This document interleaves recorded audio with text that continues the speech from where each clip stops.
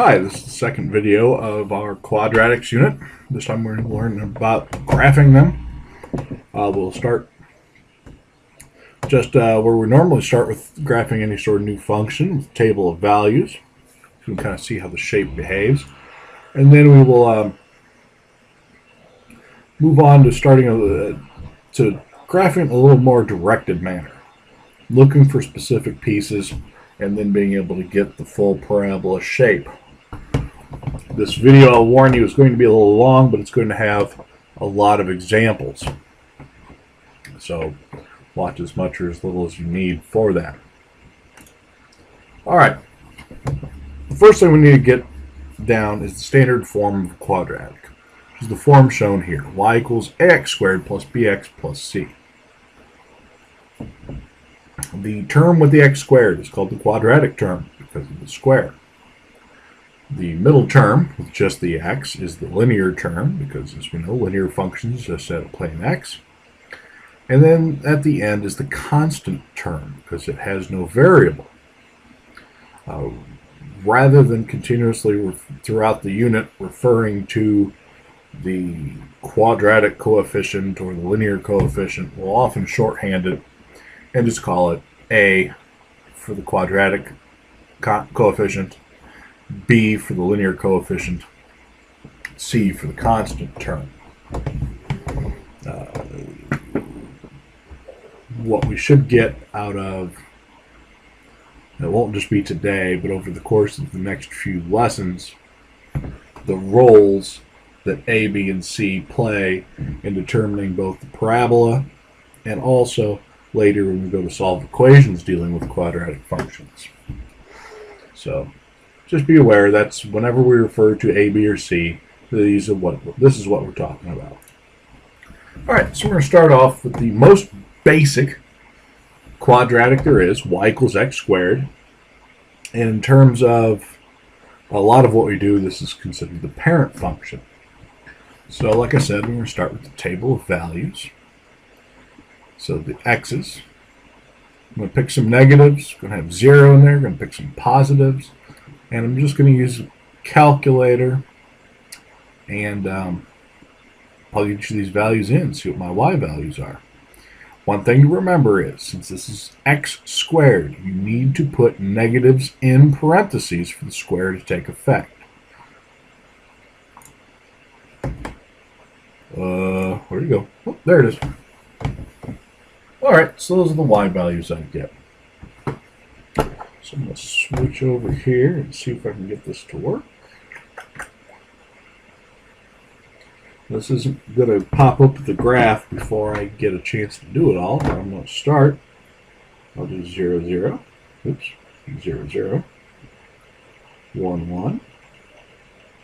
2. See, now this program already did a line because 2 points does a line. It will get the parabola we want when I do the third point. So x equals 2, 1, 2, 3, 4. And it's already drawn it in, but I can keep going. 1, 2, 3, 4, 5, 6, 7, 8, 9. And that'd be 4, 16 where it crosses there. Now remember yesterday, or the last lesson, we talked about the symmetry. Once I have these points, I can look over here and I can get each of those. There's the parabola of y equals x squared. All other parabolas are variations on this concept. So let's look at the next one. Y equals x squared minus 4. Now we're still not putting in a linear term here in the middle. Its effects are a little bit more difficult to describe. We're going to look at what happens with a constant, and we should be able to see how that changes things. So again, I'm using the same x values. Run those through my calculator, and I get these numbers. So I'll graph those. 0, negative 4, 1, 2, 3, 4. Oops. I'm sorry.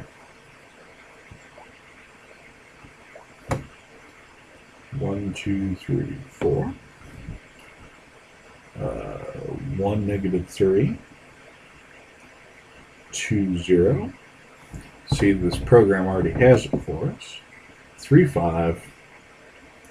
4, 12. And there's symmetric points. Let me put the original up there again so you can see the differences.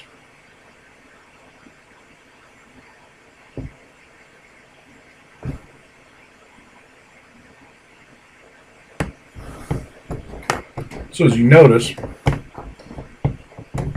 x squared minus 4 is the exact same shape as y equals x squared. But if you look at each and every point has been moved down 4. Now, from that section we did a while ago on translating graphs, it shouldn't be as a surprise. We still have the same x squared, we just have a minus 4 tacked onto the end, and that should move the graph down 4 places all the way through. And that's what it did. Notice there are no left or right translations yet, just up or down. Let's see what happens next.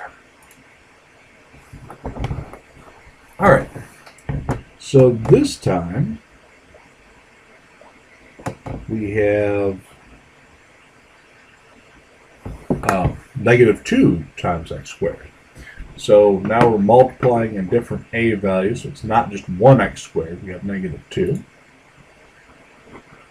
This is what I got. Now notice some of these numbers are quite big because that multiplying by 2.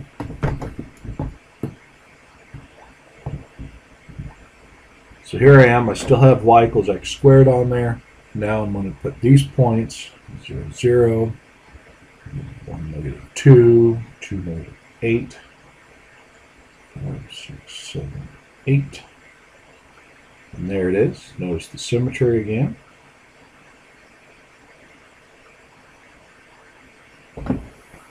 So there are 2 changes here. The first one to notice is that it's opening upside down. With those graph transformations we talked about, if you put a negative in front of any function, it'll flip it upside down. So since this was negative 2x, that's what happened, flipped upside down. The other thing to notice is right in here, we're further away from the x-axis now. How far away? 2 times farther. That's what the 2 did. It stretches the graph in a vertical direction by a factor of 2. So a couple of things to look at there. Notice. We're going to start seeing slowly over the course of doing these problems, doing the homework in the next section and all, just how all these different numbers really start to affect, get a feel for that. Alright, now we're really going to change things up. I've put in a linear term. So x squared plus 4x minus 4 now. Do the table of values. This is what I get. Now notice in the table, the last few tables, when there was no linear term, 0 was kind of the middle of the table, and that's where the symmetry happened. Now it's been moved. It looks like everything is symmetric around negative 2 this time. Well, let's graph these points and see what we got. 0.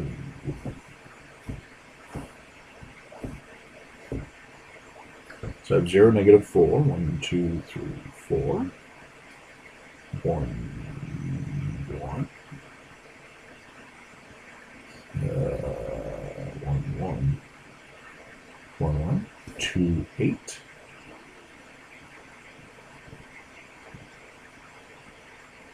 Ooh, there it is. Negative 1, negative 7. And yeah, that is the turnaround point.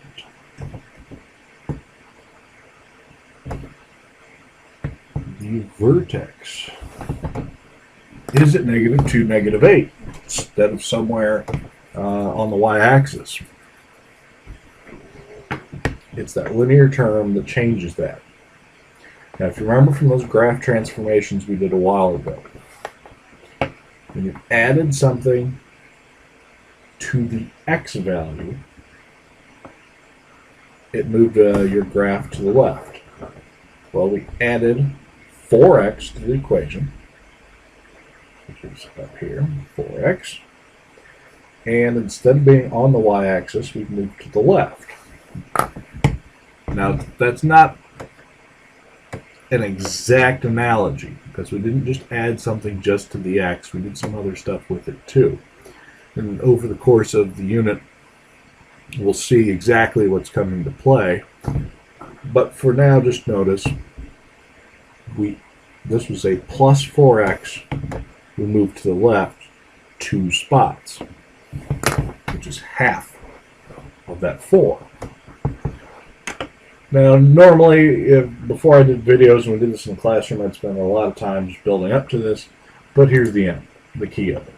If you have an equation, quadratic equation in standard form, as long as your a is positive, your parabola will open up. If your a is negative, it'll open down. We saw that in the that one example, the negative 2x squared. To find the coordinates of your vertex, the x-coordinate is really easy. You take negative b, so the opposite of b, rather, excuse me, poor math terminology there. So the opposite of b divided by 2 times your a value. So whatever b is, whatever a is, you plug it in. That gives you the x-coordinate of the vertex, your turnaround point.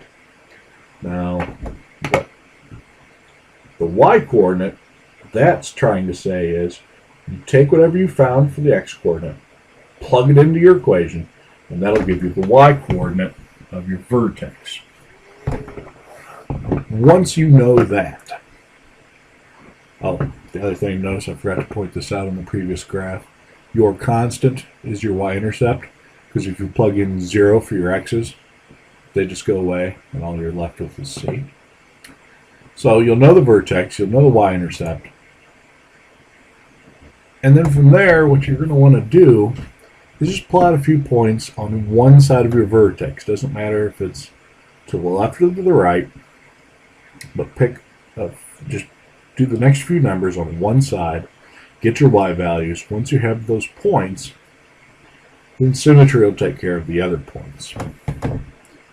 Okay, so let's try an example using this. All right, so the example is going to be y equals x squared minus 2x minus 3. For the vertex, x equals negative b over 2a.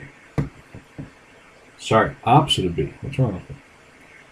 B is negative 2, right here in the equation. So the opposite of b will be positive 2.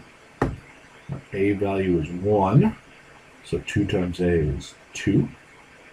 2 divided by 2 is 1. All right, now using a calculator,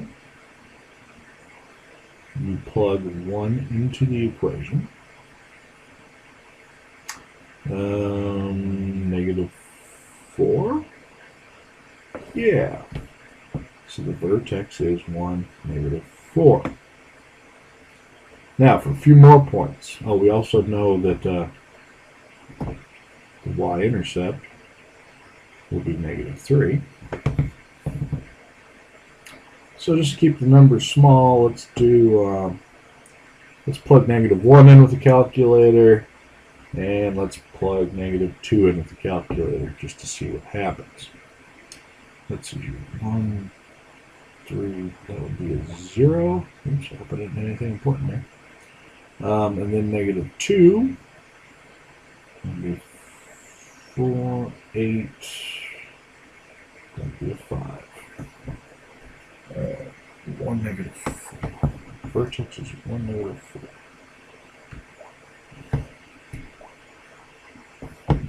Alright, 1, 2, 3. Oh, dang it. 1, negative 1, negative 2, negative 3, negative 4. 0, negative 3. negative 1, 0. There's the graph. Now notice, obviously when you do this on graph paper, the parabola isn't going to pop up. But what you can do is once you see where these points are, and we had one more, which was there, once you know where the vertex is and where these 3 points are, symmetry fills in the rest, and you'll have a piece of that parabola now on the graph. So there's that.